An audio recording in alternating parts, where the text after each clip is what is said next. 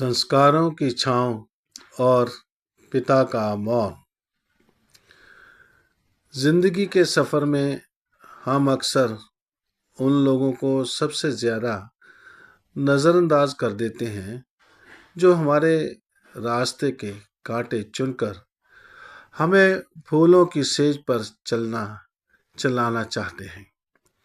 यह कहानी है एक पिता और बेटे की, जो यह सिखाती है कि बुजुर्गों का सम्मान और उनका आशीर्वाद जीवन की सबसे बड़ी पूंजी है। शहर के एक प्रतिष्ठित इलाके में रमेश जी अपने बेटे कबीर के साथ रहते थे। रमेश जी ने बैंक की नौकरी से रिटायरमेंट ली थी और अपनी पूरी जिंदगी अपनी पत्नी के जाने के बाद सिर्फ कबीर की परवरिश में लगा दी थी।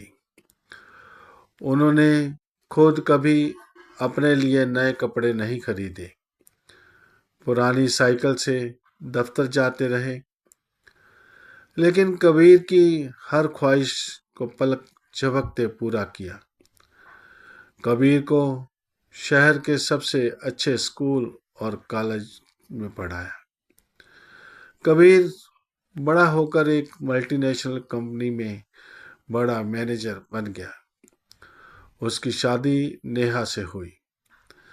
नेहा शहर की एक आधुनिक सोच वाली लड़की थी, जिसे अपनी आज़ादी और स्टेटस बहुत प्यारा था। शादी के कुछ महीने तक तो सब ठीक चला, लेकिन धीरे धीरे घर के समीकरण बदलने लगे। रमेश जी अब बूढ़े हो चुके थे। उम्र के इस पड़ाव पर उन्हें थोड़ी देख रेख और अपनों के प्यार की ज़रूरत थी। लेकिन कबीर और नेहा की जिंदगी इतनी भाग दौड़ भरी थी कि उनके पास घर के बुजुर्ग के लिए दो मीठे शब्द बोलने का भी वक्त नहीं था। रमेश जी जब भी अपने पुराने दिनों की बातें करना चाहते या कबीर को पास बैठाना चाहते, तो कबीर झुंझलाकर कह देता, पापा, आप हर वक्त पुरानी बातें लेकर बैठ जाते हैं। मेरा सिर मत खाइए, मुझे ऑफिस का बहुत काम है। वे शब्द रमेश जी के दिल पर किसी तीर की तरह चुभते। वह चुपचाप अपने कमरे में चले जाते और अपनी किस्मत को कोसते। जैसे जैसे समय बीता, कबीर और नेहा का व्यवहार रमेश जी के प्रति और ज्यादा रूखा होता गया। घर में मेहमान आने पर नेहा को रमेश जी का पुराना पहनावा और खांसना छींकना बुरा लगने लगा।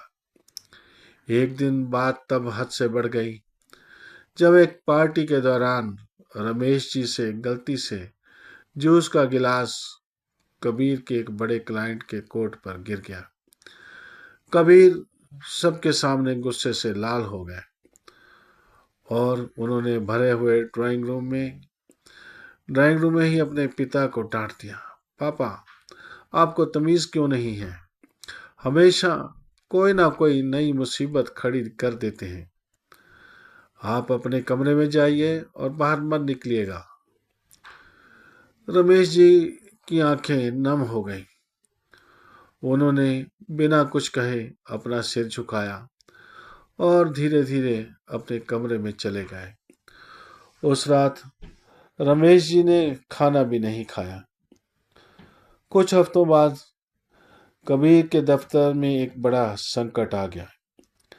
जिस प्रोजेक्ट के भरोसे वह कंपनी का डायरेक्टर बनने वाला था, उसमें कुछ वित्तीय गड़बड़ी का आरोप कबीर पर लग गया। कंपनी के एमडी ने कबीर को नौकरी से निकालने और धोखाधड़ी का केस दर्ज करने की धमकी दे दी। कबीर अंदर से पूरी तरह टूट चुका था। वह रोते हुए घर आया और कमरे में गुमसुम बैठ गया। नेहा ने भी उसे इस हालत में देखकर पल्ला झाड़ लिया और कहा कि वह इस मुसीबत में उसके साथ नहीं रह सकती। अगली सुबह कंपनी के एमडी खुद कबीर के घर आ धमकी। कबीर की धड़कनें रुकी हुई थीं। एमडी साहब अंदर आए और उन्होंने सीधे रमेश जी के कमरे की तरफ रुख किया। कबीर हैरान था कि एमडी उसके पिता के कमरे में क्यों जा रहे हैं। जब कबीर पीछे पीछे कमरे में पहुंचा तो उसने देखा कि देश के जाने माने उद्योगपति और उस कंपनी के चेयरमैन रमेश जी के चरणों में झुके हुए थे और कह रहे थे, गुरुजी, पहचान नहीं पाए क्या मुझे? आज से 30 साल पहले जब मेरी पूरी कंपनी डूब गई थी, तब बैंक के एक साधारण अधिकारी ने अपनी सारी जमा पूंजी और कागजात गिरवी रखकर मुझे बचाया था। आज मैं जो कुछ भी हूँ, आप ही की वजह से हूँ। कल जब मुझे पता चला कि जिस कंपनी में मेरा पुराना कर्जदार और मेरा गुरु रमेश जी का बेटा काम करता है और उसे कुछ लोग परेशान कर रहे हैं, तो मैं खुद दौड़ा चला आया। यह दृश्य देखकर कबीर के पैरों तले जमीन खिसक गई। उसे आज पता चला कि जिस पिता को वह बोझ समझ रहा था, जिस पिता को उसने कल सबके सामने जलील किया था, असल में वह शख्सियत इतनी महान थी। रमेश जी ने बहुत ही प्यार से अपने पुराने छात्र को उठाया और मुस्कुराते हुए कहा, मैंने तो बस अपना फर्ज निभाया था बेटा। कबीर फफक फफक कर रो पड़ा। वह सीधे अपने पिता के पैरों में गिर गया और जोर जोर से चीख कर माफी मांगने लगा। मुझे माफ कर दीजिए पापा, मैं नासमझ था, मैंने आपकी इज्जत नहीं की।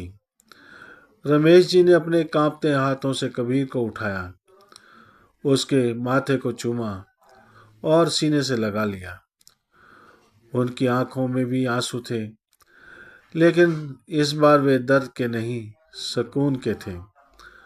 उस दिन कबीर को समझ आ गया कि भगवान हर जगह खुद नहीं पहुंच सकते, इसलिए उन्होंने माँ बाप को बनाया है।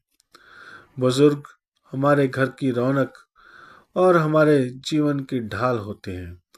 उनका सम्मान करना ही सबसे बड़ा धर्म है।